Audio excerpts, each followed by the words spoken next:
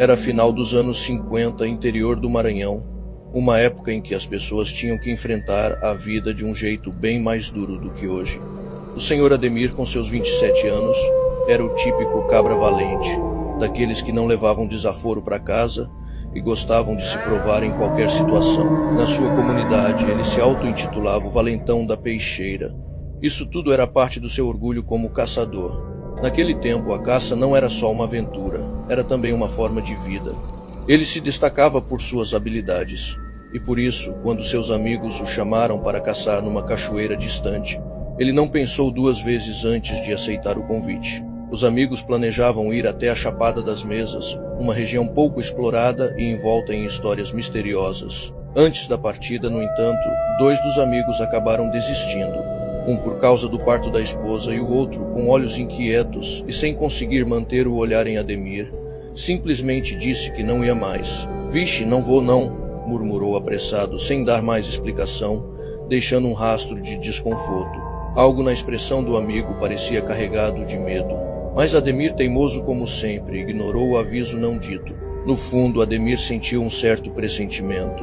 Talvez um incômodo silencioso, mas teimoso como era, seguiu com Manuel Toco, um cara baixinho, mas valente e confiável. Desses que não hesitam quando a coisa aperta. Ademir ignorou os pedidos da esposa, que estava com a filha mais velha doente e um bebê recém-nascido. Ele saiu decidido, carregando o essencial: sal, querosene, um garrafão de cachaça e, claro, sua inseparável peixeira. A viagem foi longa. Cavalgaram por quase 2 dias, até que chegaram num ponto da mata, onde os cavalos não poderiam continuar. Amarraram os animais, garantindo que eles tivessem bastante espaço para pastar, e seguiram a pé. Não demorou muito para ouvirem o som da cachoeira. Quando chegaram ao local, Ademir descreveu como um verdadeiro paraíso escondido no meio do nada. A água cristalina e o barulho relaxante da queda d'água quase fizeram com que eles se esquecessem do motivo da viagem. Montaram o acampamento e, antes que a fome apertasse, saíram em busca de comida.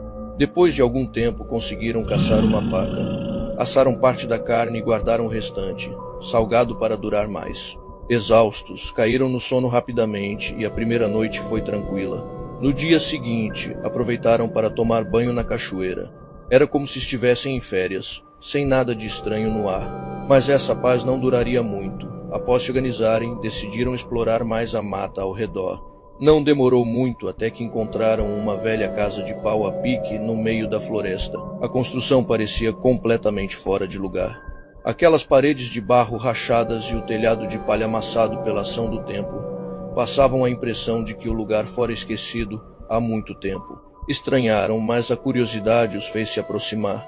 Bateram palmas e, sem resposta, espiaram pelas janelas.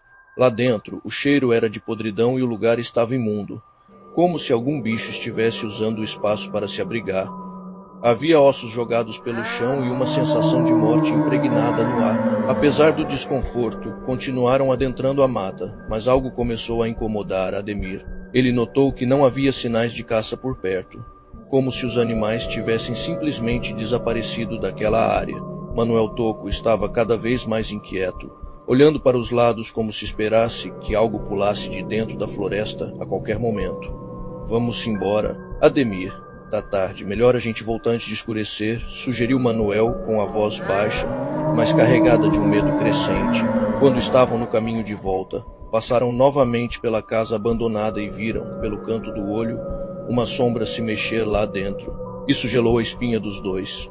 Manuel Toco deu um pulo para trás, apertando o facão com mais força, enquanto Ademir tentava disfarçar a tremedeira nas mãos. Já era tarde, o sol começava a desaparecer e a mata fechada tornava tudo mais assustador. Foi quando começaram a ouvir barulhos estranhos. Galhos quebrando e um rosnado baixo que não parecia ser de um animal comum.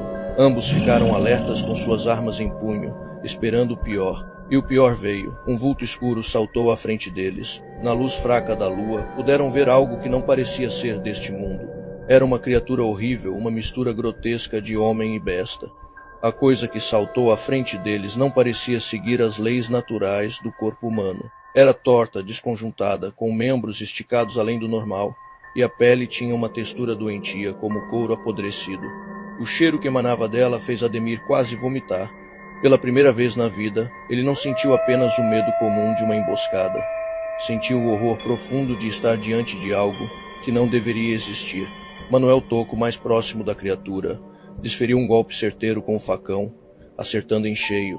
A criatura soltou um grito de dor, um som que parecia vir das profundezas da terra, e desapareceu na mata. Assustados, correram de volta ao acampamento e rapidamente acenderam uma fogueira. Subiram numa árvore desesperados, sabendo que aquela coisa voltaria.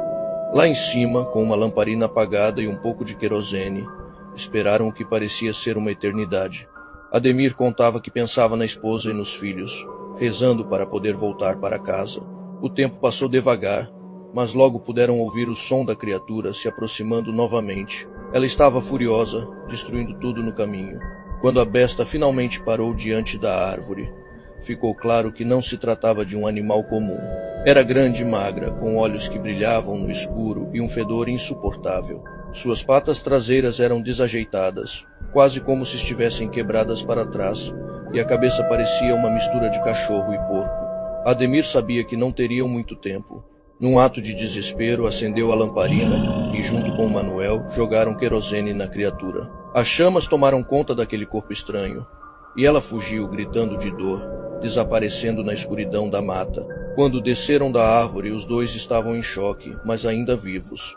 No caminho de volta, no entanto, algo surpreendeu ainda mais. Encontraram um homem, com parte do corpo queimado, que os encarava com olhos de quem carregava séculos de ódio. Seu corpo estava coberto de bolhas e carne viva, mas o que mais assustava era o brilho nos olhos, o mesmo que tinham visto na criatura.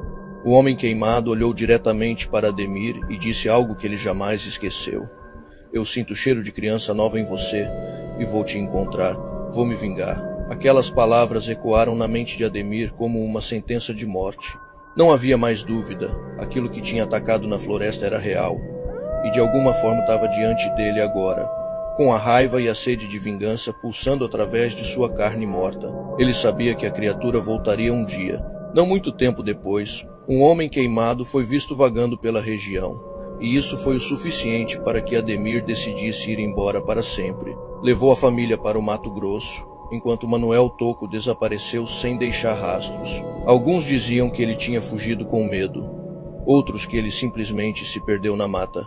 Mas Ademir sabia a verdade. A criatura tinha voltado para buscá-lo, e isso era apenas o começo. Ademir viveu o resto da vida com medo de que aquele ser o encontrasse. Fez de tudo para proteger sua família, e só conseguiu ter um pouco de paz quando se converteu ao Evangelho. Mesmo assim, nas noites de tempestade, quando o vento batia com força, ele revivia o terror daquela noite. Ele passava as noites em claro, o rosto da criatura gravado em sua mente, mas também o rosto de sua filha doente e o choro do bebê que ele deixou para trás. Por mais que tentasse afastar, sabia que seu maior erro não fora enfrentar a besta, mas virar as costas para sua família naquele dia. Morreu aos 94 anos, mas nunca esqueceu o terror daquela noite.